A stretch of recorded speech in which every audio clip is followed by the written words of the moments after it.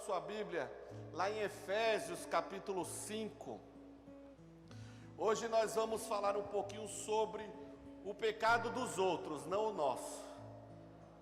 Nós vamos falar hoje um pouquinho sobre a procrastinação. Graças a Deus aqui nós não temos nenhum procrastinador, né, Givanildo? Sempre sobra para os gordos nessa questão aí do procrastinar, né? Isso, é. Mas vamos falar um pouquinho. A semana passada nós falamos sobre depressão, sobre suicídio, a prevenção ao suicídio. Na quinta-feira nós falamos um pouquinho sobre ansiedade. E na quarta-feira, quando estávamos sendo ministrados aqui, Deus falou fortemente para tratarmos sobre esse assunto. Porque é um assunto que um crime. A procrastinação é um crime, é um pecado tão grave. E é uma coisa que nós todos fazemos, é uma coisa normal. Os gordinhos sempre levam a fama, porque a procrastinação é o famoso empurrar com a barriga, né? Vamos deixando, daqui a pouco faz. Então, e é uma coisa que é normal, eu também faço muito isso e tenho procurado me policiar nisso daí, né? Mas vamos tratar um pouquinho sobre isso, porque isso também tem muito a ver com a ansiedade, né? E como nós queremos tratar isso à luz da palavra de Deus e agirmos e termos aqui através da palavra de Deus a receita, a fórmula que todos nós já conhecemos, mas é bom a gente refrescar a nossa memória um pouquinho hoje também sobre o que nós não podemos fazer e como nos livrarmos deste mal, né, que é o deixa para lá, daqui a pouco eu faço, na hora que der eu faço, né? Então, abriram aí Efésios 5, vamos ler os versículos 15 e 16, que diz assim: portanto, vede prudentemente como andais, não como nécios, mas como sábios, remindo o tempo, porquanto os dias são maus. Os dias são maus. Hoje nós vivemos um tempo delicado, né, complicado, por conta aí da pandemia. Então nunca ficou tão claro esse texto. Os dias estão cada vez mais curtos, os dias estão cada vez, nós temos menos tempo para as coisas, não é isso? Só que o dia continua tendo 24 horas, né? Então o relógio ele não para. O relógio ele continua lá, né? Tic-tac, tic-tac, tic-tac. A gente acorda cedo, ciente das atividades que temos para fazer, ciente das nossas obrigações, mas muitas vezes a gente não consegue se mover para fazer as coisas. E isso eu posso dizer também, principalmente também para alguns, no início dessa pandemia aconteceu muito. Muita gente ficou em casa, muita gente teve que trabalhar em casa, então assim, o tempo, digamos que ocioso em casa, gritou na mente de muitas pessoas e a gente começou a ver coisas que eram necessárias fazer e que acabamos ou fazendo demais, mas fazendo as coisas que não eram prioritárias, ou vendo as coisas prioritárias a serem feitas e esperando, deixando. E aí eu dou até um exemplo meu, por exemplo, para vocês não falarem que só vocês que empurram com a barriga, eu também empurro. Renata fez uma reforma em casa e ficaram lá algumas portas para passar verniz. A pandemia começou em março. Eu pintei a primeira esses dias. Tá lá, e a Renata lá olhando, André, a porta. E eu lá, não, eu vou fazer. Aí eu olhava para o Giovanni, precisamos pintar. Aí ele olhava para mim, vamos fazer amanhã? Vamos fazer amanhã? Vamos. E esse amanhã chegou a semana passada, a gente fez acho que umas 2, né, Giovanni?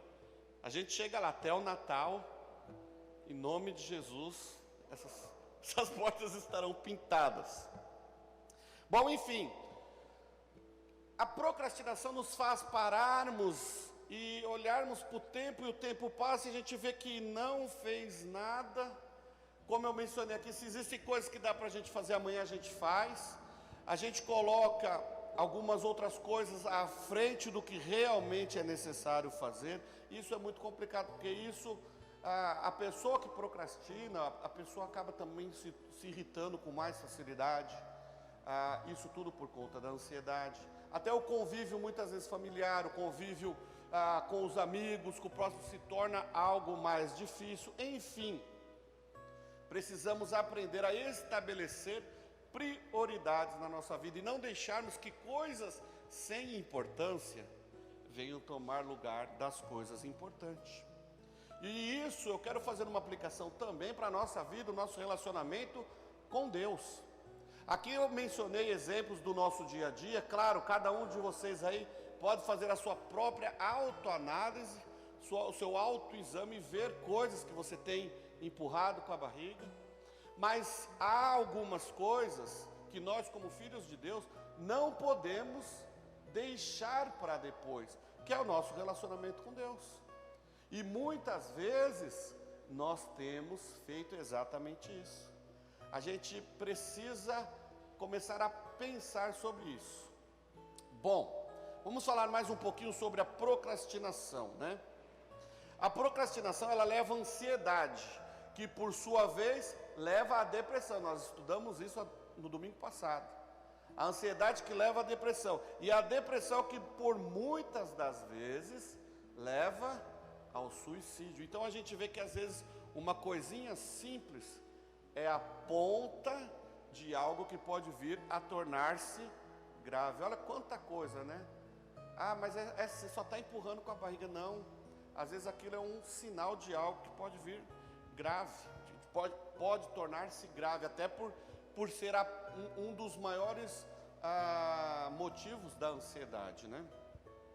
Os efeitos da procrastinação mais comumente sentidos, conhecemos como estresse, sensação de culpa, perda de produtividade, vergonha dos outros, pois não se cumpre com os compromissos, né? Não se tem responsabilidade com as coisas que se devem fazer.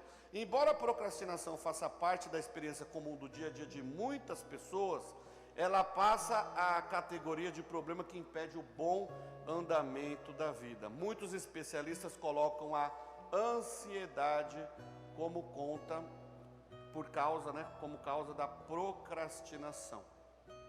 É um problema muito sério que deve ser pensado, e a Bíblia, ela nos ensina como tratar isso.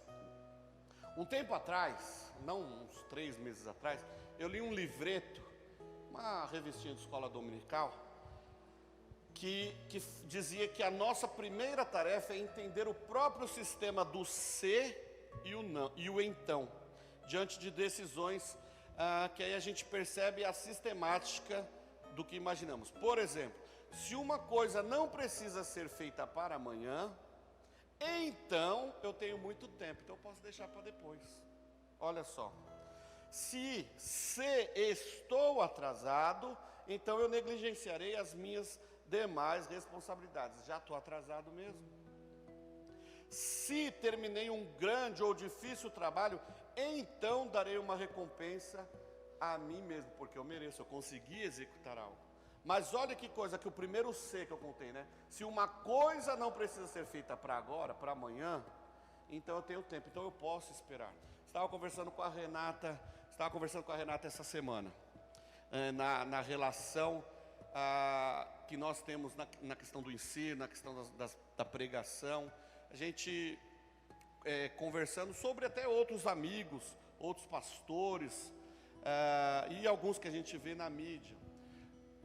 Pastores, professores de EBD que tem a aula para dar no domingo, então ele vai estudar, vai se preparar no sábado à noite.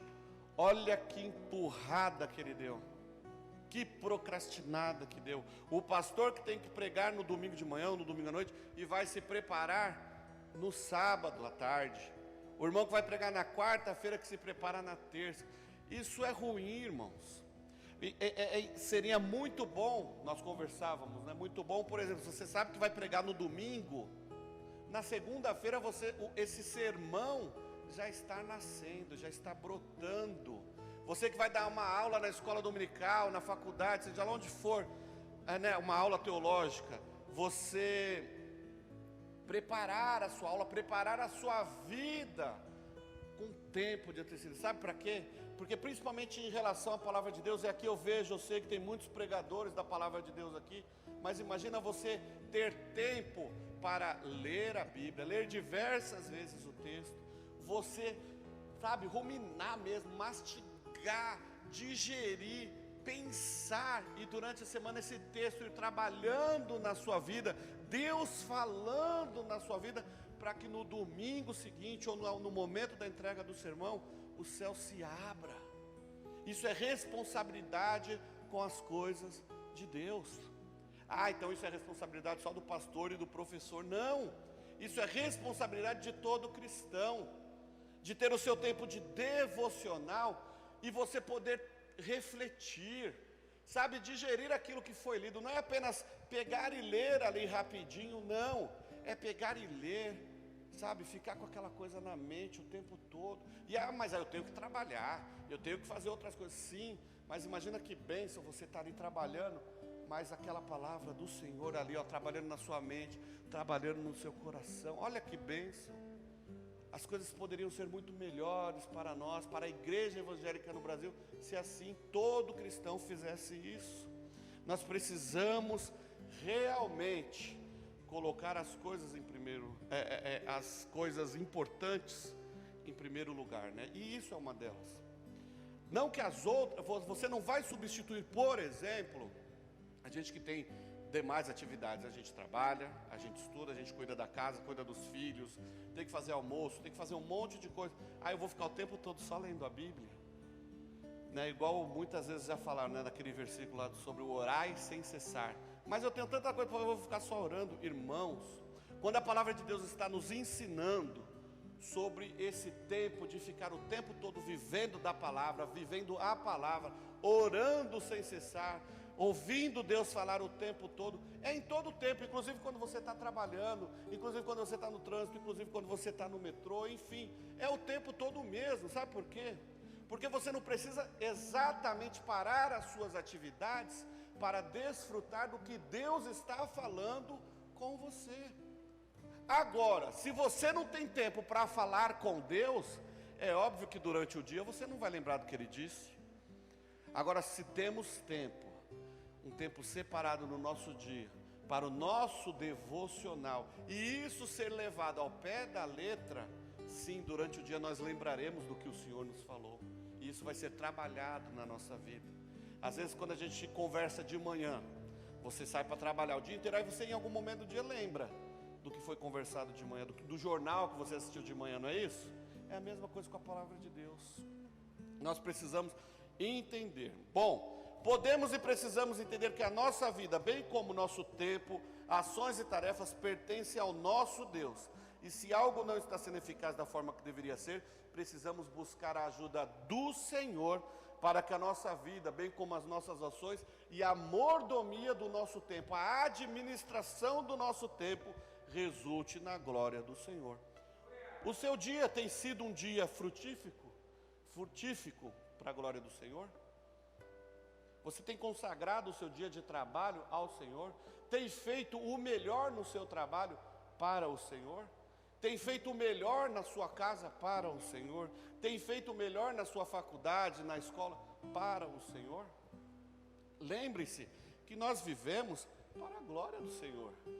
Nós somos aqueles que devemos agradar ao Senhor em tudo. E tudo é tudo, não é quase tudo. Quase tudo não é nada, né? Quando o Senhor fala que nós somos feitos para a glória dEle, é para glorificá-lo em tudo.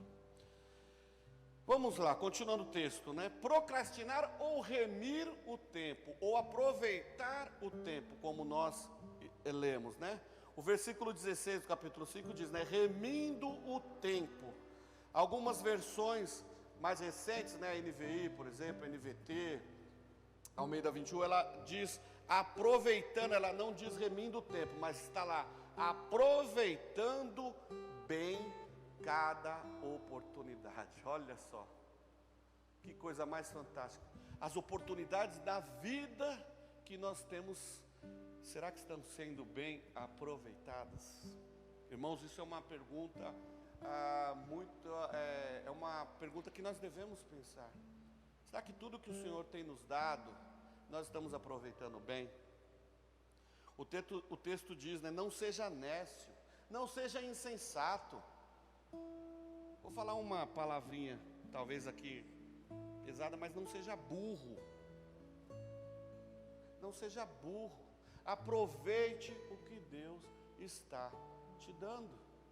Haja com sabedoria. Aproveite bem cada oportunidade como os sábios. Olha Paulo dizendo aqui que qual a maneira de nós aproveitarmos bem cada oportunidade que Deus nos dá.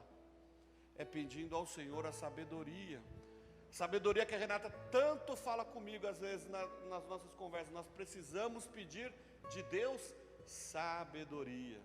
É a sabedoria de Deus, do Senhor, que vai nos impedir de sermos procrastinadores nas coisas, na nossa vida, de empurrarmos a vida com a barriga. Precisamos aprender a remir o tempo de forma que tudo que fizermos, como eu disse há pouco, resulte na glória do Senhor. Em momentos que não estamos indo a lugar nenhum, o que exatamente estamos fazendo? Não estou dizendo aqui também que nós não podemos ter aquele tempo para não fazer nada, para ficar de boa, descansando, olhando, contemplando o céu, contemplando a chuva. Isso não é pecado, irmãos. O que nós estamos querendo dizer aqui é você trocar os seus afazeres, as obrigações, e perder o seu tempo com outras coisas. É isso que é a mensagem desta manhã. Ao meditarmos sobre como gastamos o nosso tempo, principalmente o destino ao trabalho, seja ele doméstico ou profissional, perceberemos que o tempo que deveria ser destinado à realização de nossos deveres costuma ser gasto com coisas supérfluas. Já pararam para pensar quanto tempo nós gastamos, quanto tempo nós investimos no nosso devocional diário? Faça depois você uma análise. Quanto tempo você passa de joelho no chão orando? Quanto tempo você passa lendo a Bíblia? E quanto tempo você passa, sei lá, no celular? Quanto tempo você passa na novela? Acho que na novela, acho que já acabou essa fase da novela, né? Mas quanto tempo que você passa no seu celular? Quanto tempo você passa nas redes sociais? Hoje em dia, alguns ortopedistas falam que o pessoal já está tendo problema na coluna, de tanto ficar envergado no celular. Quem dera, né, os problemas fossem no joelho, né? Que calo no joelho. Eu sou da época, talvez alguns irmãos aqui, o pai do Marcelo deva ser dessa época, meus pais são dessa época, meus avós são da época de ter os calos no joelho, né? Meu pai até hoje tem calo no joelho de ficar orando, buscando a Deus. Hoje não se tem mais calo no joelho, tem calo no dedão aqui, né, de ficar digitando. É o tempo que é gasto com coisas supérfluas. O que normalmente ocorre é que essas certas atividades se tornam justificativa para a procrastinação, um mal necessário para alguém que se acha super ocupado. A procrastinação é um perigo para a nossa vida física e a vida espiritual. Mas nós sabemos que como cristãos, nós precisamos de ter uma vida devocional, nosso tempo com Deus, um tempo de qualidade de oração e estudo. É aquilo que eu falei. Separe um tempo na segunda, um tempo na terça, um tempo na... e durante a semana, vá degustando o que Deus está falando com você. Uma coisa importante que eu cito aqui, geralmente nós trocamos, né, o que é necessário pelo supérfluo.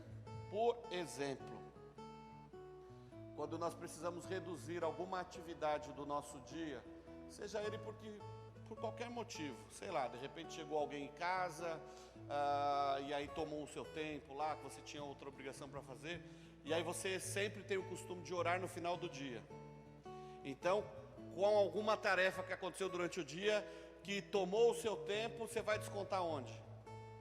Hoje eu vou orar um pouquinho menos porque eu me atrasei em outra tarefa. Não é isso? Ninguém perde o cinema por causa da oração, mas a gente perde a oração por causa do cinema.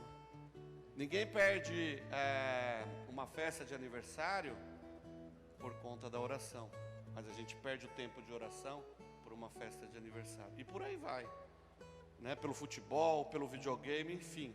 A gente perde o tempo de oração por outra atividade, mas nunca, é muito difícil o tempo inverter. Eu pelo menos eu não lembro, não tenho relato. Eu nunca vi alguém falar assim: hoje eu não posso sair porque eu estou orando.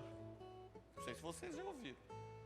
Tem uma uma história, eu não lembro exatamente, eu não sei se é do Dr. Moody, do I.L. Moody, se eu não me engano, acho que é ele, se não for, me perdoem, mas eu acho que é ele, que ele está no seu devocional, e chega, se eu não me engano, a rainha da Inglaterra, foi fazê-lo uma visita a ele, e ele estava no tempo de oração, e aí o funcionário dele, sei lá, foi lá chamá-lo, lá no quartinho, né? Ô fulano, a rainha queria falar com você agora e tal, ele falou, ó, diga para ela que eu não posso ir agora, porque eu estou orando. Isso há séculos atrás. Mas e hoje, será que nós estamos fazendo isso? Não estamos. Isso é uma coisa que nós precisamos mudar isso.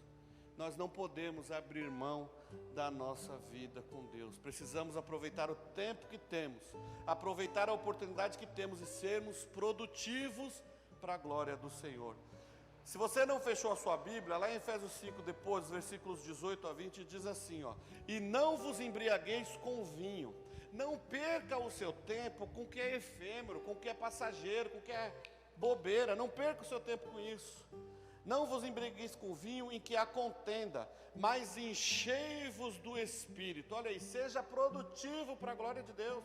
Não perca seu tempo com vinho, com bobeira, né, com coisas passageiras, mas seja produtivo, encha-se do Espírito Santo do Senhor para produzir para a glória do Senhor. Falando entre vós com salmos, hinos e cânticos espirituais, cantando e salmodiando no Senhor, no vosso coração, dando sempre graças a Deus por tudo a nosso Deus e Pai, nosso Senhor Jesus Cristo. Eu posso até dizer aqui, versículo 29, né, falando entre vós com salmos, hinos e cânticos espirituais. Pessoa que ela é cheia do Espírito Santo, ela vai passar o seu dia assim, salmodiando, vai passar o dia inteiro cantando, vai passar o dia inteiro adorando. Ah, mas eu trabalho num lugar onde não pode fazer nada. A Renata mencionou aqui, a nossa adoração não é cantoria. Engana-se quem pensa que adorar a Deus é cantar. Engana-se quem pensa que adorar a Deus é cantar. Nós adoramos o Senhor com o nosso coração. É aqui que Ele ouve, é aqui que Ele enxerga, é aqui que Ele lê. Nosso Deus, Ele não está atento somente no que falamos, mas o nosso Deus, Ele autentica o que nós falamos com o que está dentro do nosso coração, porque Ele é o único que pode sondar os nossos corações. Então vamos nos encher do Espírito do Senhor para sermos produtivos para Ele. A Bíblia fala sobre isso em 2 Tessalonicenses 3, de 6 a 11, depois vocês vão ler ali Paulo falando à igreja de Tessalônica, sobre a igreja, né, a alegria dele em ver um povo que trabalha para o Senhor, um povo que realmente investe sua vida, investe o seu tempo ao Senhor, e há entre eles um grupo de pessoas que não trabalham, e ali o texto diz que afaste-se dessas pessoas que não estão contribuindo, que são ansiosos, ociosos. Afaste-se dessas pessoas. E ali o termo, Paulo ele usa um termo, ele diz assim, é um termo composto do verbo trabalhar e da preposição ao redor. Ele está dizendo assim, afaste-se dessas pessoas que não trabalham, pelo contrário, ficam ao redor daqueles que estão trabalhando. Olha só, em vez de você fazer o que precisa ser feito, você fica enrolando, você faz uma coisinha ali, outra coisinha aqui, mas o que deve ser feito mesmo, não se faz. Essa turma aqui de Tessalônica eram procrastinadores, esses que Paulo está falando. Claro que aí Paulo está falando para se afastar dessas atividades, mas não se afastar definitivamente, abandonando-o, esquecendo-os. Não, pelo contrário. Paulo depois, no final do texto, ele vai dizer, trate-os também com amor para ganhá-los, para que eles venham ser produtivos para a glória de Deus. Então, essa é uma descrição bíblica de um procrastinador diligentemente ocupado com coisas ao seu redor e deixando de fazer o que era verdadeiramente importante. Queridos, nós vivemos em uma época em que as pessoas estão todas em pânico, muita gente está em pânico, muita gente está querendo prolongar a sua vida, o seu tempo de vida cada vez mais. Só que essa questão, né, da preocupação com a pandemia e tal, o medo de morrer, pensa-se que é preciso viver a vida. Então assim, eu não vou me preocupar, por exemplo, com a minha salvação. Eu não vou me preocupar, por exemplo, em buscar a Deus agora, em ir para a igreja, não, eu vou depois. Isso é empurrar com a barriga. Nós temos uma lista de transmissão de aproximadamente, acho que 2.500 pessoas, por aí, né? Até mais, dessas que passaram por aqui nesse tempo de pandemia, com as distribuição de cesta, distribuição de ovo, com tantas coisas que nós fizemos aqui. Salvo poucas exceções, eu vou falar isso com tristeza, mas é um fato constatado, é um fato empírico, eu tenho como provar isso. Salvo poucas exceções, daqueles que já são crentes, que têm compromisso nas suas igrejas, eu mando a mensagem, né, vem para o culto, a gente conversa, bato o papo com um monte deles, durante a semana. Salvo algumas exceções que os irmãos falam, olha, eu sou obreiro, eu estou lá na minha igreja, eu vou na igreja, então, amém, glória a Deus, continue na sua igreja. Mas a grande maioria das respostas que eu tenho, na hora que der eu vou. Quando Deus preparar, eu vou. Ah, uma hora dessas eu apareço por aí. Ah, eu moro longe, moro aqui na rua de baixo. Não estou aqui criticando, a igreja está aqui para fazer o papel de igreja, para ser igreja, para ser Deus visto neste lugar, para a comunidade, para a população. Mas a preocupação está no quê?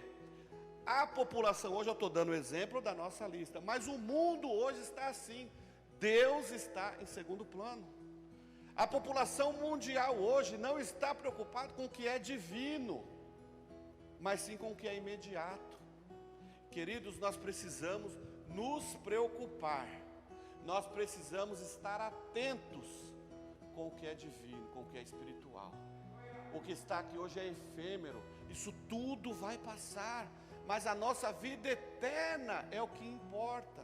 Precisamos nos preocupar então com o que é eterno, com as coisas dos céus. Preocupar-se com a longevidade e como prolongar os anos da vida é como duvidar de Deus. Porque se nós temos uma vida com Deus, nós temos vida eterna, eu não tenho dúvida disso. Você com Deus, você vai experimentar uma vida abundante. Você vai viver para a glória de Deus e vai ter vida abundante. Porque aqui no momento que chegar a morte, é apenas mais um processo, pois estaremos com o Senhor por toda a eternidade. Agora, se deixarmos de viver aqui uma vida com Deus, nós não vamos morrer eternamente. Nós já estamos mortos. Uma vida com Deus é uma vida de morte. Portanto, você que está aqui hoje me ouvindo, que ainda não tem Jesus no seu coração, e vocês que estão aí na live, que ainda não tomaram a decisão de andar com Cristo, ainda é tempo. O Senhor está te convidando para aceitá-lo e ser o Senhor da sua vida, porque uma vida com Jesus não é vida, já é a morte. Não troquemos os nossos momentos preciosos com o Senhor por coisas sem importância. Tudo que fizermos, façamos para a glória de Deus. Seja o melhor porteiro, seja o melhor segurança, seja o melhor contador, seja o melhor comerciante, seja o melhor no que você for, seja o melhor para a glória de Deus. Deus não procrastina, meus irmãos.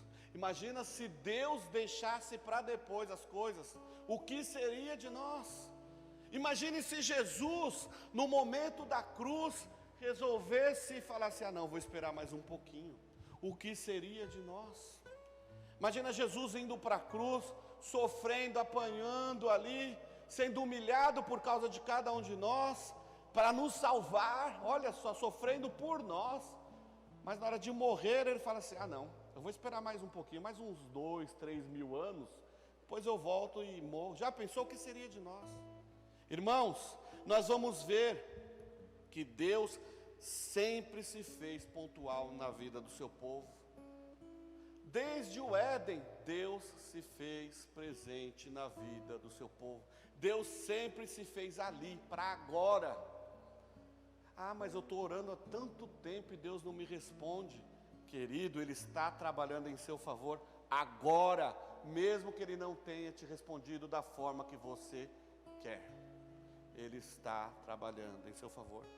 Vejamos lá no deserto, o povo passando por um maior perrengue, mas Deus estava lá.